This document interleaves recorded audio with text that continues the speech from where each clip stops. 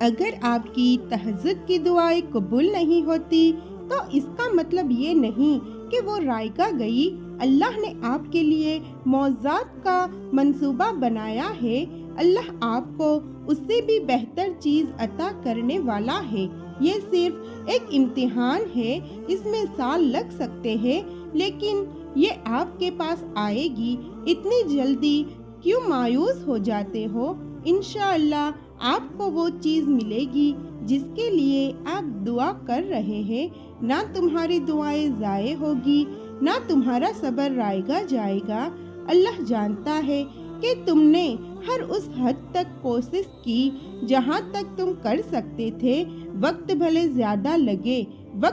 زیادہ لگے مگر آزمائش کتنی ہی لمبی کیوں نہ ہو جائے، تمہیں وہ ہر حال میں مل کر رہے گا جس کی تم چاہ کرتے ہو۔ بس انتظار کرو اس مقرر وقت کا جو اللہ نے تمہارے لیے لکھ رکھا ہے۔ ابھی بھلے ہی حالات تمہارے منصوبے کے مطابق نہ ہو پائے مگر تمہیں یقین رکھنا ہے کہ زندگی تمہیں جس بھی منزل تک لے کر جائے گی اس میں اللہ کی رضا ہوگی۔ ہو سکتا ہے کہ نصیب تمہیں ان راستوں پر چلنے پر مجبور کر دے جن پر تم چلنا نہیں چاہتے ہو، مگر اتنا یقین رکھنا کہ وہ راستے اللہ کے انتخاب کردہ راستے ہیں۔ ہو سکتا ہے تمہیں ہر وہ چیز تمہاری خواہش کے مطابق نہ ملے جس کے لیے تم دن رات تڑپتے ہو، مگر اتنا یقین رکھنا کہ جو بھی ملے گا وہ تمہاری خواہش اور گمان سے بہت بہتر ہوگا۔ اللہ تمہیں یہاں تک بلا وجہ نہیں لایا، اور جب یہاں تک آ گئے ہو تو تھوڑا اور چل لو۔ منزل قریب ہے، بہت قریب، تو تمہیں آگے بڑھنا ہے تاکہ تمہیں اس منزل مسافت کا صلہ مل سکے۔ بعض اوقات ایسا ہوتا ہے کہ جو ہم اللہ سے بہت شدت سے کافی عرصے سے مانگتے رہتے ہیں وہ ہمارے پیاروں کو کب کا مل چکا ہوتا ہے، اور ہم اب تک صرف دعا کر رہے ہوتے ہیں، اور دعا بھی ایسی چیز کے لیے جس کو پانا ہمارے لیے بالکل ناممکن ہوتا ہے، اور کہیں نہ کہیں یہ سوچ کر تھک بھی جاتے ہیں کہ شاید وہ چیز ہمارے نصیب میں ہی نہیں ہے، یا اللہ ہمیں دینا ہی نہیں چاہتا۔ تبھی تو ہمارے آس پاس سب کو مل چکی ہے اور ہماری پکار کا کوئی جواب تک نہ آیا، لیکن ایسا نہیں ہوتا۔ اللہ نے ہر چیز کا ایک وقت مقرر کر رکھا ہوتا ہے، نہ اس سے پہلے وہ چیز ہوتی ہے نہ بعد میں۔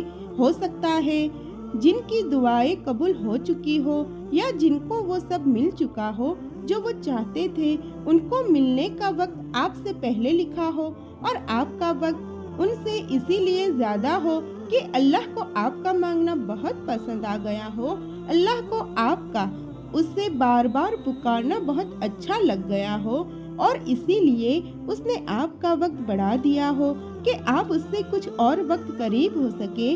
اس لیے اللہ سبحانہ و تعالیٰ سے کبھی مایوس نہ ہو، اس کو بہتر پتا ہے کہ آپ کو کب کیا اور کس طرح دینا ہے۔ ہو سکتا ہے جس دعا کو آپ مانگنا اسی لیے چھوڑ دے کہ اب تک اللہ سبحانہ و تعالیٰ نے مجھے نہیں دینا ہوتا تو مجھے بھی کب کا مل جاتا، وہ آپ کی اگلی دعا پر ہی آپ کو ملنا ہو، شاید آپ کی اگلی دعا پر ہی آپ کو مل جائے۔ اس لیے دعا کرنا کبھی نہ چھوڑنا، اور پھر تب ہمیں سمجھ آتی ہے کہ انسان تنہا تب نہیں ہوتا جب لوگ چھوڑ کر چلے جاتے ہیں، بلکہ تنہا تو ہم تب ہو جاتے ہیں جب ہم اللہ سبحانہ و تعالیٰ کو چھوڑ دیتے ہیں۔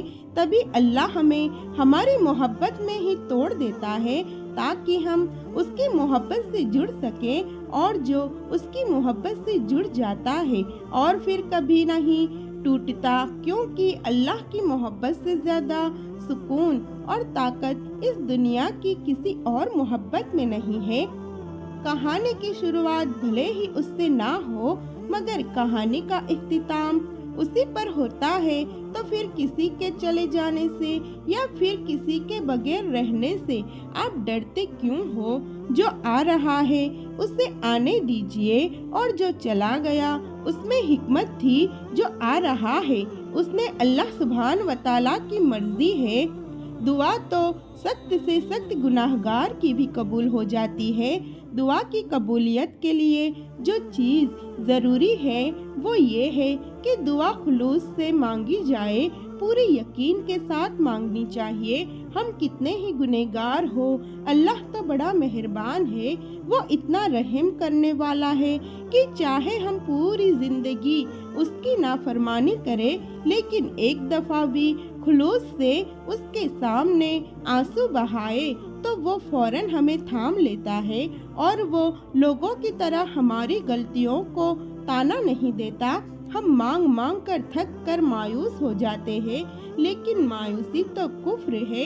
اگر دعا قبول نہیں ہو رہی تو مایوس نہ ہو، اللہ کو تمہارا مانگنا اچھا لگ رہا ہے، وہ چاہتا ہے یہ مجھ سے اور مانگتے اور میں اسے اور عطا کروں۔ جانتے ہو میرا اللہ اپنے ہر بندے سے بہت محبت کرتا ہے۔ ہم گناہ کر کر کے جب اس کی طرف لوٹ جائے تو تھوڑی امیدیں، تھوڑی ندامتیں اور ڈھیر سارے آنسو لے کر اس کے آگے ہاتھ پھیلائے تو وہ رحمان و رحیم ہے، وہ ہمیں فوراً معاف کر دیتا ہے۔ مایوسی پتہ ہے کیا ہے؟ یہ سوچ لینا کہ کچھ نہیں ہوگا، میرا وقت یہی رہے گا، میری سوچیں نہیں بدلے گی، میں یوں ہی رہ جاؤں گی۔ یہی وہ صبر کی ڈور ہے جو آپ نے رب پر یقین رکھنا سکھاتی ہے، اور صبر سے کام لے اور یقین رکھے کہ سب ٹھیک ہو جائے گا، اور سب ٹھیک ہے یہ سوچے سب وقتی ہے، سب ختم ہو جائے گا۔ ایک دن یہ یقین رکھے کہ آگے ایک نیا سفر آپ کا منتظر ہے، آگے خوشیاں منتظر ہے آپ کی، اور وہ جو اللہ رب العزت ہے وہ ہر چیز پر قادر ہے۔ وہ اپنے بندے کو کبھی رسوا نہیں کرتا، کبھی نا امید نہیں کرتا، کبھی مایوس نہیں کرتا۔ صبر مانگتا ہے وہ بس ہم سے، جب صبر نہ آئے تو مانگ لیجئے، مل جائے گا انشاءاللہ۔ زندگی میں ہمیشہ اچھے کی امید رکھیں، سب اچھا ہوگا، اور جو بھی ہوگا آپ کے حق میں بہتر ہوگا۔ برے وقت اور آفت و مصیبت کے لیے خود کو ذہنی طور پر تیار رکھے، دوسروں سے کوئی امید نہ رکھے، صرف اللہ تعالیٰ اور خود پر یقین رکھے۔